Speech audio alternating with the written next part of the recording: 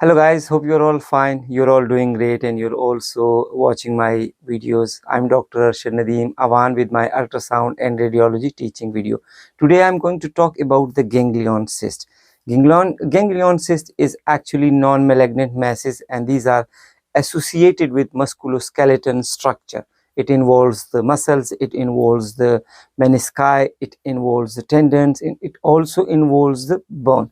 As far as the symptoms are concerned, symptoms depend upon their site, and sometimes it will give rise to compression symptoms, especially compression on the nerves, while there is a wrist joint is involved. Mainly you can see this on the wrist joint, both aspect, dorsal and palmar aspect. As well as foot is concerned, you can see that on the I would say dorsal aspect of the foot as well. But there are so many other areas, like if it appears within the muscle, it would be called, nomenclature would be used as intramuscular ganglion cyst, and if it involves menisci, it will call as intrameniscal ganglion cyst, and if it is involved or related in relation with the tendon, so this would be a intratendinous ganglion cyst. And if it is within the bone or around the bone or involve the bone, that will be called as an intraosseous ganglion cyst, which you can see on the radiograph and on the CT images. Intraosseous ganglion cannot be seen on the ultrasound imaging. So I have collected quite a few ganglion cysts, mainly related to the wrist joint and also foot, and also the palmar aspect and the metacarpophalangeal joints as well, how it will appear on the ultrasound imaging. Beside this, one another point I have included, and that is infections related to ganglion cyst. It's quite common. If it gets infected, it will give rise to pain, uneasiness, discomfort. So this video will particularly show the size. It will also show how it will appear, and if it is or if it gets infected, how it will appear. So for all these information of the ganglion cyst, let's start watching this video. On this ultrasound image, you can appreciate a well-defined ganglion cyst which is in the flexor tendon of the phalanx. You can appreciate the interphalangeal joint, and on the top of it there is a flexor tendon, and within the flexor tendon you can appreciate a well-defined ganglion cyst. As I mentioned, that it could be intratendinous, or it could be intrameniscal, or it could be intramuscular. So this is a great example of the intertendinous ganglion cyst.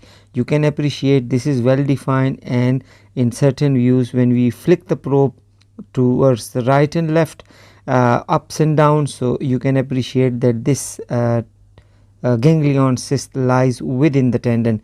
So this is a clear example of the intertendinous ganglion cyst of the hand. This is another example for the understanding of the ganglion cyst. You can appreciate that this is the wrist joint, and in the wrist joint you can appreciate the carpals, and within the carpal area this ganglion cyst is visible. So here you should have to take the measurement in both dimensions, in anterior, posterior, and in transverse dimension, and after that you should put the Doppler effects on it and look for the vascularity. You have to look for the communication in the surrounding area and also within the joint region. So this is what the example of the ganglion cyst involving the dorsum of the wrist joint, which is the commonest part. Here you should notice one thing, that the ganglion cyst common area is the wrist joint towards the radial side, but it can be either on the palmar surface or it may be on the dorsal surface.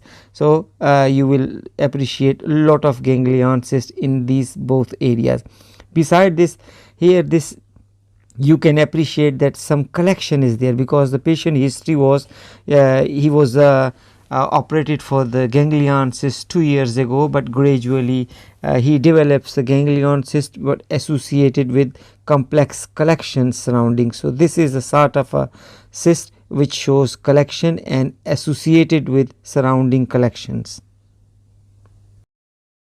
Here on this ultrasound image, you can appreciate two ganglion cysts. These are joined together, rather not joined together, but these are actually confluent cysts sharing wall with each other, but in fact these are separate. So these are two ganglion cysts. You have to take the measurement of both, mention on your report. Again, it is the right wrist joint and it is the dorsal aspect of the wrist joint, and this is mainly towards the radial side. So look for the vascularity. There is no vascularity within it, and beside this also look for the contents. There is no internal contents within it, so it is not the infected cysts. This is basically simple ganglion cyst on the wrist joint. Here is another example of the ganglion cyst on the wrist joint. This is left wrist joint, and as I mentioned that you will quite commonly come across with the ganglion cyst involving the wrist joint. So this is ganglion cyst on the left wrist joint dorsal aspect. Another example of the ganglion cyst, but the area is changed. It is a right foot and it is metatarsal dorsal aspect of the right foot. This is very uncommon location, but still you will be able to see this sort of a ganglion cyst in the foot and involving the ankle area and especially metatarsals. So this is a quite big ganglion cyst. What you have to do is the same protocol. You have to measure it, take the 2 dimensions and write it on your report, and look for the vascularity as well, whether there is any vascularity or any vessels involvement in association with the ganglion cyst. Beside this, focus on the internal contents, whether there is any internal echoes or there is any septations, or have a look like it's now we are putting the Doppler effects on it, but there is no vascularity within it.